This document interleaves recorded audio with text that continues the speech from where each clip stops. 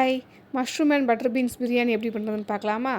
First குக்கரில் 2 spoon நெய், 1 spoon எண்ணெய் ஊற்றிக்கோங்க. அது சூடானதுக்கப்புறம் ஒரு பிரியாணி இலை, ஒரு ஸ்டார் அனிஸ், 2 கிராம்பு, ஏலக்காய் 1, மேஸ், அதுக்கப்புறம் சின்னமன் ஸ்டிக், பட்டை ஒரு துண்டு போட்டு நல்லா மிக்ஸ் பண்ணிக்கோங்க.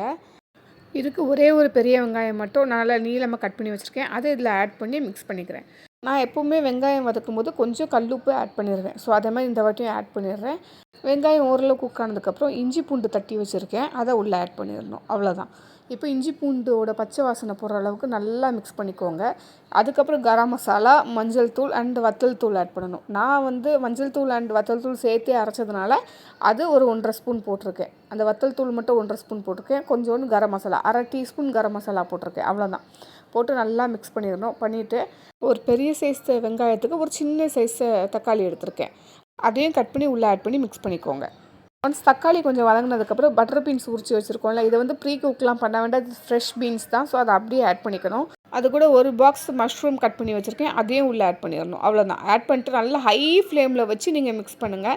லோ ஃப்ளேமில் வச்சிங்கன்னா மஷ்ரூம்லேருந்து ரொம்ப தண்ணி வந்துடும். ஸோ உங்களுக்கு மெஷர்மெண்ட் கஷ்டமாக போயிடும். ஸோ ஹை ஃப்ளேமில் வச்சு நல்லா மிக்ஸ் பண்ணிவிட்டு கொஞ்சமாக புதினா, கொஞ்சமாக கொத்தமல்லி தழை 2யும் போட்டு மறுபடியும் நல்லா மிக்ஸ் பண்ணுங்கள். கொஞ்சம் அது மசாலாவாக ரெடி ஆகும். ரெடி ஆனதுக்கப்புறம் தான் நம்ம தண்ணி சேர்த்து அரிசி போடணும்.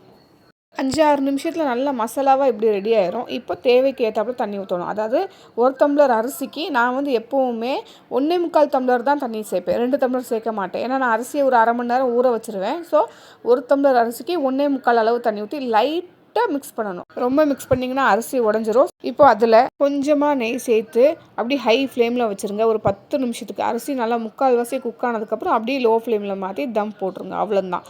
இப்போ ஒன்று ஒட்டாமல் உதிரியாக செம்ம டேஸ்டியான butter beans mushroom biryani ready. கண்டிப்பாக ட்ரை பண்ணி பார்த்து எப்படி வந்துச்சுன்னு சொல்லுங்கள். வீடியோ பிடிச்சிருந்தா ஃபாலோ பண்ணிக்கோங்க. நாளைக்கு வேறு வீடியோவில் பார்க்கலாம். பாய்.